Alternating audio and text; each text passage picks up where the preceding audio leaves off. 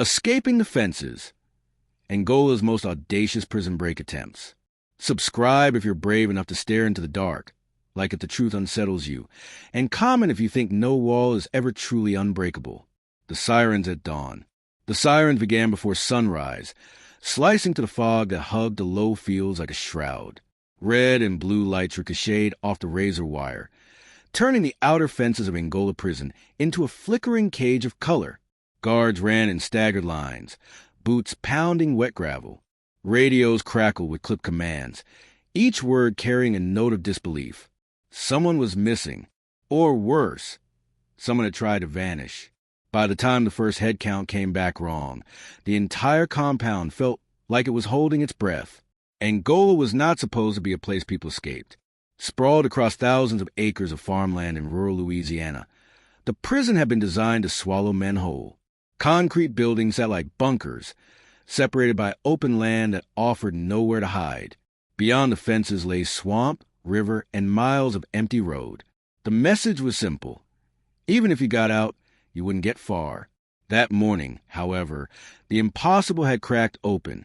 Captain Marcus Hale stood near the perimeter fence, staring at a section of ground churned into mud. He had spent 20 years inside Angola's walls, long enough to recognize the difference between routine chaos and something far more dangerous. This was a ladder. A flashlight beam traced a shallow depression near a maintenance shed, then paused on something half buried in dirt, a scrap of cloth. Prison issued blue. Hale exhaled slowly. This wasn't a fight, he said. This was planning. The missing inmate was Raymond LeBlanc, serving life without parole for armed robbery and murder. Quiet, methodical, the kind of man who didn't cause problems, didn't draw attention, and didn't give guards a reason to remember his face. On paper, he was low risk. In reality, he was invisible, and that terrified Hale more than any hot-headed troublemaker ever could. As the search widened, rumors began to ripple through the cell blocks. Whispers traveled faster than radios. Inmates pressed faces to bars, watching officers sweep field with dogs and floodlights. Some smiled, others prayed. A few looked genuinely afraid, because Angola had a history no one liked to talk about. Over the decades, there have been stories, not official records, stories. Men who vanished during work details. Inmates who were transferred on paper but never arrived anywhere else. Escape attempts that ended quietly, their details sealed behind disciplinary reports and internal memos. To the outside world, Angola was a fortress. Inside, it was a maze of forgotten spaces and long-held secrets. Detective Laura Chen arrived just after noon, her shoes already coated in red clay by the time she stepped into the ensign command room. She had been pulled from a homicide case in Baton Rouge with a single sentence. Possible escape attempt at Angola. We need you now. Chen was known for one thing, seeing patterns others missed. She listened more than she spoke, and when she finally asked a question, it usually changed the direction of an investigation. She studied the board at the front of the room. LeBlanc's photo, his movement logs, a rough map of the compound. Nothing jumped out. That bothered her. Where did he work? She asked. Hale looked up. Maintenance rotation. Plumbing, mostly. Old buildings. Chen nodded slowly. Old buildings meant old blueprints. Renovations stacked on top of renovations. Places no one checked unless something broke. And his cellmate? She asked. Transferred last month. Hale replied. Disciplinary issue. Transferred where? No one answered. By evening, the dogs lost a scent at the edge of a drainage ditch that fed into nearby fields. Search teams found no footprints leading away from the prison, no signs of a breach in the outer fences. If LeBlanc had escaped, he hadn't gone over. That left only one option. Under. Chen stood with Hale as maintenance crew's pride open a rusted utility access near the shed. The air that escaped smelled old, damp, and wrong. Years of neglect clung to it. Flashlights cut through the darkness, revealing a narrow concrete passage sloping downward. This isn't on the current maps, Hale muttered. Chen didn't reply. Her attention was fixed on the walls. Scrape marks. Fresh. Deliberate. The passage led to a wider corridor, reinforced with thick beams and lined with pipes that hadn't carried water in decades. Someone had been here recently. Someone who knew exactly where they were going. As they moved deeper, Chen noticed something else. Symbols scratched into the concrete. Not graffiti. Not random. Marks that looked like tallies, grouped in careful sets. "How many people know about this?" she asked. Hale hesitated. "Officially? No one. Unofficially, Angola ran on knowledge passed down like folklore. Inmates learned which guards looked the other way, which doors stuck if you pulled just right, which corners of the prison still bore the bones of its past. LeBlanc, Chen realized, hadn't invented this path. He'd inherited it. The corridor ended at a locked steel door, newer than everything around it. The kind of door installed not to keep people out, but to keep something in. A maintenance supervisor stepped forward, keys shaking in his hand. "This was sealed years ago," he said. "After an incident." "What incident?" Chen asked. He swallowed. "They told us not to ask." The key turned with a dull, heavy click. The door creaked open. Inside was a small room, barely larger than a storage closet. The floor was littered with dirt, scraps of fabric, and something that made Chen's chest tighten. A makeshift map, sketched in charcoal on the wall. Tunnels branching like veins. Notes in cramped handwriting. Dates. Not just one attempt. Dozens. Some lines ended abruptly. Others stretched beyond the prison's boundaries, marked with question marks. Names were written beside a few of them. Some crossed out, some not. Hale felt a chill creep up his spine. "This isn't just LeBlanc," he said. Chen stepped closer to the wall, her mind racing. If this map was accurate, it meant Angola's reputation as an inescapable prison was built on selective truth. It meant men had tried, failed, and possibly disappeared in ways no one had ever fully documented. And if LeBlanc had made it farther than anyone realized, the danger wasn't just to the prison's image. It was to everyone who believed the fences still held. As alarms echoed again above them, Chen noticed one final detail etched into the corner of the map. A phrase, underlined twice, written with deliberate care. "The walls only work if you believe in them." She turned to Hale, her voice low. "We're not chasing escape," she said. "We're chasing a system that's been breaking for years." And somewhere beyond the concrete and razor wire, the question hung in the air like a threat. Had Raymond LeBlanc already proven it? Beneath the surface, the tunnels forced everyone to rethink time. Above ground, Angola functioned on schedules, counts, meals, work calls, lights out.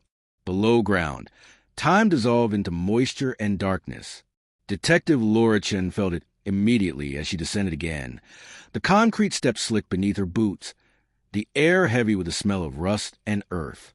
It was as if the prison had grown roots, and those roots remembered everything. The discovery of the charcoal map triggered a lockdown that stretched into its second day. Cell blocks went silent except for the hum of fluorescent lights. Work details were suspended. Guards searched bunks, lockers, laundry carts, anything that could conceal tools or notes. What they found was unsettling, not because of its sophistication, but because of its simplicity. Bent spoons sharpened into digging tools. Thread pulled from blankets, twisted into makeshift rope. Soap molded into fake bolt heads to hide loosened screws. Ingenuity born of desperation. Captain Marcus Hale watched the inventory reports pile up on his desk. Every item accounted for raised more questions than it answered. There were gaps no one could explain. Tools signed out and never returned, maintenance logs altered, work orders approved by supervisors who no longer worked at Angola. Someone had been smoothing the path for years. LeBlanc didn't do this alone, Hale said, his voice tight. Chen agreed, but her concern ran deeper. He didn't start it either. They followed the tunnels again, mapping each branch with laser scanners and chalk marks. Some passages collapsed into dirt after a few yards. Crude attempt abandoned when the earth proved too stubborn. Others extended farther than anyone expected, reinforced with scavenged metal and wooden support stolen from construction sites on the prison grounds. One tunnel led toward the old agricultural fields. Another veered dangerously close to the river levee. "That one's suicide," a guard muttered. "You dig wrong. The water comes in." You drown before anyone even knows you're gone. Chen crouched near the tunnel mouth, studying the reinforcement. It was uneven but intentional. Someone had learned from previous failures. They found personal effects along the way. A cracked pair of glasses. A name carved into a beam. H. Carter, 1998. Another, Luis M., 2004. These weren't graffiti. They were signatures, proof of existence in a place that erased men by design. By the third day, the media had caught wind of the situation. Helicopters hovered above the prison perimeter, their distant thrum a constant reminder that secrecy was slipping. Official statements remained vague. A security incident, no threat to the public, but Chen could feel the pressure tightening. Someone wanted this closed quickly. Then the first body was found, not outside the prison, as everyone feared, but beneath it. A search team investigating a partially collapsed corridor uncovered human remains buried under a thin layer of dirt and debris.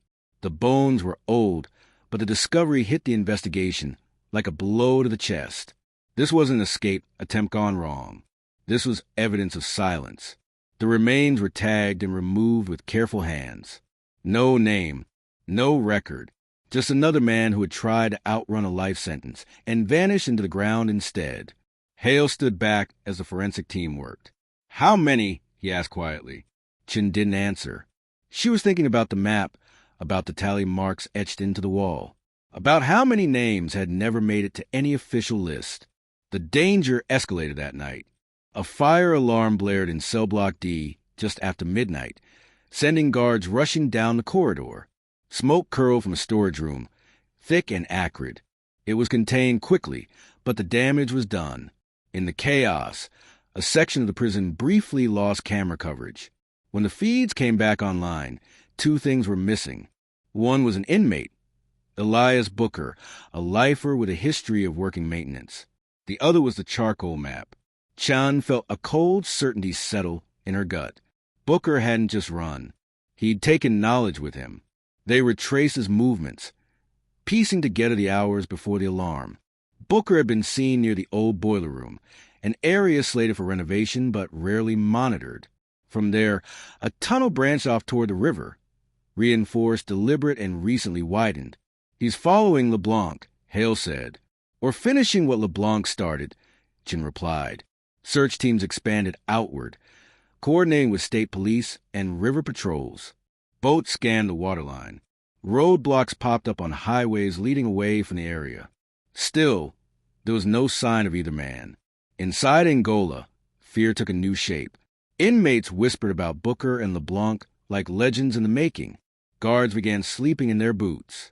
The prison no longer felt sealed. It felt exposed. Chen dug deeper into the administrative records, chasing anomalies most people overlooked. Maintenance approvals signed off after hours.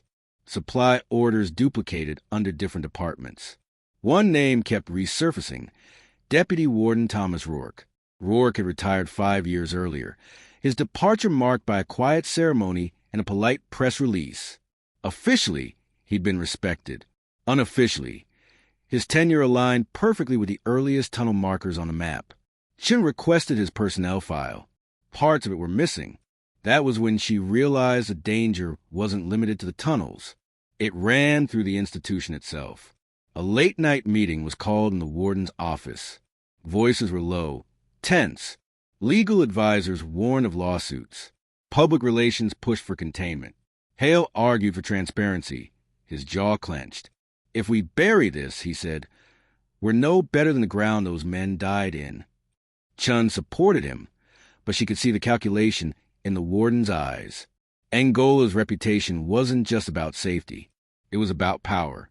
The decision came down hard. The investigation would continue, but quietly. Media access restricted. Findings classified until further notice. As the meeting adjourned, Chen lingered behind. "They're still out there," she said. "LeBlanc and Booker. If one of them makes it past the perimeter." The warden cut her off. "Then we'll deal with it." The dismissal was clear. Later that night, Chen returned to the tunnels alone, unable to shake the feeling that something was being missed. She followed the riverbound passage, stopping where the supports grew newer cleaner. Someone had reinforced this section recently. Her flashlight caught on something wedged between two beams. A scrap of paper, folded tight. She eased it free. Coordinates. Not outside Angola. Inside it. Her phone buzzed before she could process it. Hale's name flashed on the screen. "They found something," he said, his voice strained, "in the old records room. A transfer order." "For who?" Chen asked. "For Raymond LeBlanc." Hale replied. "Dated 3 days ago. Approved and processed." Chen's blood ran cold. "Transferred where?" There was a pause. Then, quietly, "To a facility that doesn't exist." Chen looked back down the tunnel, at the reinforced walls and the careful planning etched into every inch of concrete. This wasn't a break fueled by panic. It was an operation. And somewhere within the prison's walls, or beneath them, someone was still pulling the strings. As she turned to leave, her flashlight flickered. For a split second, she thought she saw movement ahead. A shadow, retreating deeper into the darkness. She called out. No response.